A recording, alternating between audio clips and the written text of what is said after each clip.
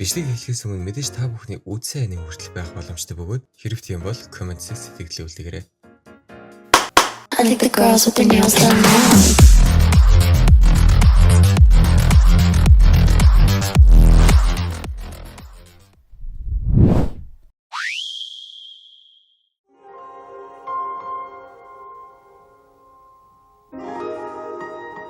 Уг анимын тэртех 1986 оны 8 сарын 2-нд Ghibli студийн анхдагч бүтээлүүдийн нэг болон дэлгэсэн амилсан билээ. Анимын үйл явдал гол дүрийн охин Шита Лапута хэмээх алдагдсан тэнгэрийн арлыг хайх явцдаа Пазо хэмээх өөртөө адилхан өнчиг хүүдэд таарч түүнтэй хамт арлыг хайх болсноор аним үргэлжлэнэ. Дээр үе аним гэхэд одоогийнхоос ч илүү сайн зураглал, зохиол гэх мэт сайшаах зүйл олон. Мэдээж алдарт Миязаки Хаяо зохиолыг нэмшиж найруулсан болохоор өөр хэлээд ах зүйл байхгүй зэ.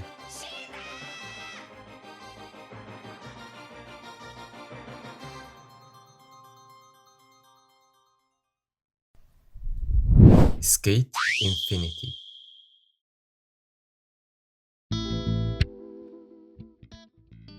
Хэрвээ та скейтборд сонирхдаг бол нийт 12-нгээс бүтэх энэхүү аним нь Реки хэмээх скейтборд сонирхогч хүү болон шилжиж ирсэн сурагч Ланга хоёрын скейтбордтой эргэл буцалтгүй холбогдсон амьдрал болон гол дүрүүдийн нөхөрлөл, өрсөлдөөн, хүсэл тэмүүллээр дүүрэн энэхүү аним нь та бүхнийг уйдахгүй гэдэгт итгэлтэй байна.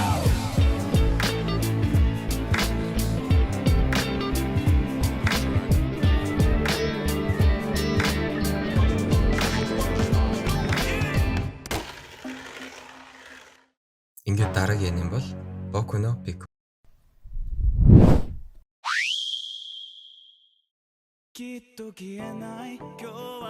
Таны их дайн тулаан элдв асуудлаар дүүрэн янз янзын хүчтэй сонио хачаа араатан мангас хүн амьтдаас бүтэх аним үздэггүй. Эсвэл түр завсарлага авч таныг багчруулах, тайвшруулах анимыг хайж байгаа бол хорими яг санал болгож байна. Та бүхэн энэ хэсгийг хаа нэгтгээс сонсож эсвэл харсан байх.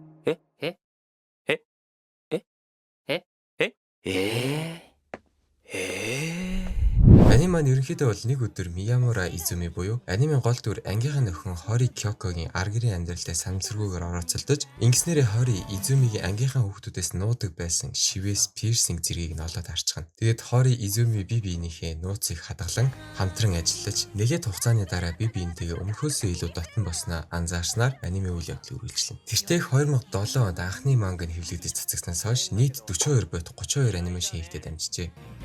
お前はちょっと不器用なだけ。友達なのかなこれって。誰しも他人には見せない一面がある。私たちは他人には見せない時間の共有者になった。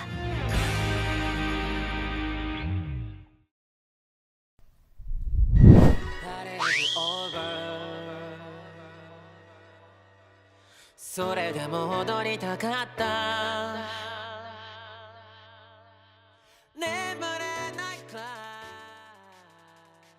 Доророо бол заавал үзэх хэрэгтэй анимуудын нэг эргэлзээ байхгүй мөн билээ. Уг анимын үйл явдал Японы түүхэнд Сингоку ирэн буюу 15-аас 16 дор зуунд иргэний дай нийгмийн үүмээс бараг тасралтгүй өрнөж байсан үед өрнөх бөгөөд анимын гол дүр болох Хякимару эцгийн чөтгөрүүдэд бүргэл болгон идүүлж өөрийн эзэмшил нутагтаа инх тайвныг авчран төрсөн хүү болох Хякимару золиос болгодог. Чөтгөрүүдэд идүүлж золиос болсон Хякимару голд хаягдаж өөхөх байсан боловч Жукай хэмээх хэмж түүнийг олж имжлэн өсөхийн зэрэгцээ хиймэл эргэтэн мөн тулааны арга барил зааж сурган хүний ёсоор өсгөж хүмүүжүүлсэн байдаг. Хякимару том болохын хэрэг чөтгөрүүдийг устгавал өөрийгөө эргүүлэн авах боломжтойг мэдснээр Дороротой уулзсан анимын гол дүрүүдийн гадлыг үргэлжлэнэ. Бас нэмээд хэлэхэд 2019 онд бидний сайн мэдэх Attack on Titan, Jujutsu Kaisen зэрэг гайхалтай зурвалтай анимуудыг хийсэн Mappa Studio Dororog дэлгэснээр дахин амжуулсан юм байна. Энэ мэтэр Доророгийн талаар ярих зүйл маш их учраас тусдаа бичлэг хийсэн зүг байх гэж бодож байна.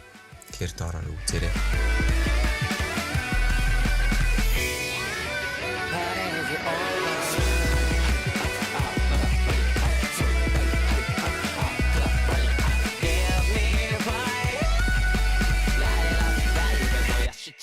Yeah. ここにいるみんなにもいつ誰に起こるかわからない地球に住む人類皆が2019 онд аним болцогдсон Fire Force гэх энэхүү аним нь гол дүрийн хүү Shinra Kusakabe-гийн өөрийн 3 дугаар үеийн гал удирдах чадвараар гал сөнөгч болж галтай хийх тэмцлийн талаар өгүүлнэ. Мэдээж үзчихэд бол гэмгүй аним яалтчгүй муу юм байна. Гал сөнөгчдийн өдөр тутмын амьдрал, тэдний хүсэл мөрөөдөл, хамгийн гол нь ямар өндөр эрсдэлтэй ажлыг хариуцлагатайгаар гүйцэтгэдэг гэх мэт олон зүйл гардаг ч гэсэн энэ гайхалтай анимашн болон саунд эффектүүдийг бас яаж мартаж байна. すげえこれだこいつはほんのジョークだぜこの世にヒーローがいねえから俺がヒーローになるって言ってんだよ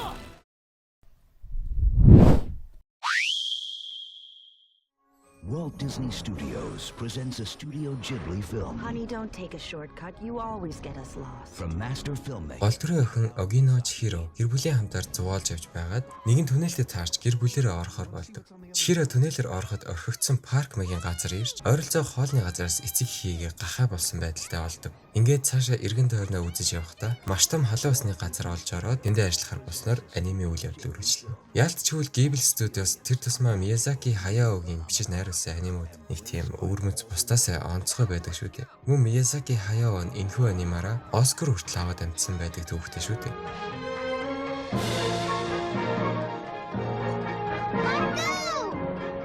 This fall, prepare to be spirited away.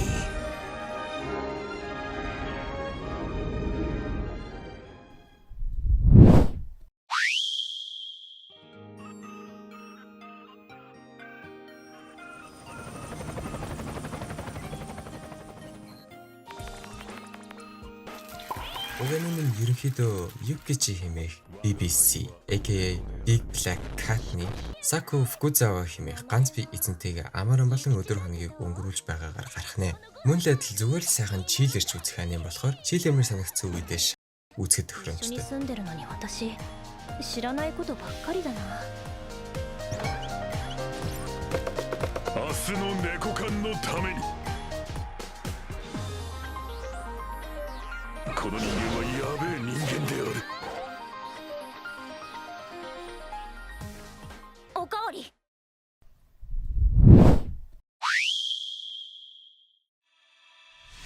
ご神託がおりましたこの子のスキルはテイマーそして星の数は Энэ олон Isekai аним дундаас маш олон зүйлээрээ өвөрмөц мөн үзэхэд таныг уудаахгүй юм бол яалтчгүй муу юм байна. Ихэнх Isekai аним өмнөх амьдралынхаа дурсамжийг бүрэн авч дахин төрдөг бол анимын гол дүрийн охин Ivy-гийн оюун ухаанд манай дэлхийгээс нэг хүн очоод орчихсон гэлтэй өмнөх амьдралтайгаа харилцан ярилцж байгаагаар гардаг. Яг л видео тоглоом шиг. Мөн Isekai аним гэхээр л гол дүр нь асар их хүчийг өвлөн авч баатар болж өөр ертөнцид очоод чөтгөрийн хааныг устгахаар өөрийн багийг бүрдүүлэн аялалд явдаг. Эсвэл Эчи Хараим гэд талиж өгдөг боловч энэхүү анимын үйл явдал Ivy-гийн одгүй скил буюу хамгийн муу скил авснасаа болж тосгоноороо гадуурхагдаж хөөгцнөр хогдож амьдрахдаа машинзэг ховор слаймыг олж өөрийн одгүй амтан сургах скилээр сургаж авав. Тосгоноос тосгонд дамжиж аялаж байгаагаар анимын үйл явдал өрнөх юм а. Нэмээд тун давгад зураглал зохиол дуу гэх мэт магтаж болох зүйл ихтэй тул үзээрэй гэж саналуулж байна. Уг нь л эротик аним биш л дээ. Гэхдээ гол дүр нь эмэгтэй болохоор чивч зүүж үзээрэй.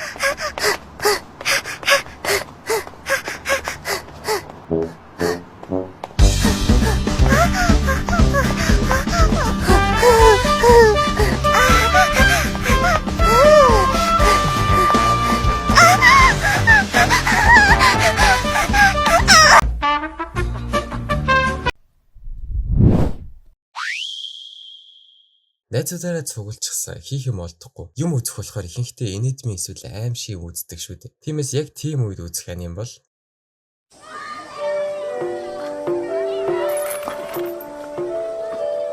寄ってらっしゃい見てらっしゃい闇芝居の時間だよ энэхүү анимд Япон үндэсний түүхэнд байдаг сүнс чөтгөрийг өгүүлэх бөгөөд найзуудаараа ч гэлтгүй бусадтай үзэхэд тохиромжтой анимуудын нэг бол мөнөөс юм бэлээ. Би л ихэд залуу байхдаа гэртээ ганцаараа шүн 1-2 болж явахад бороонд ус тог тасарчихсан байхад тэнийг юм шиг утсаараа ями шибай үзэж үүр цахыг хүлээж байсан гашуун түүх. We don't care.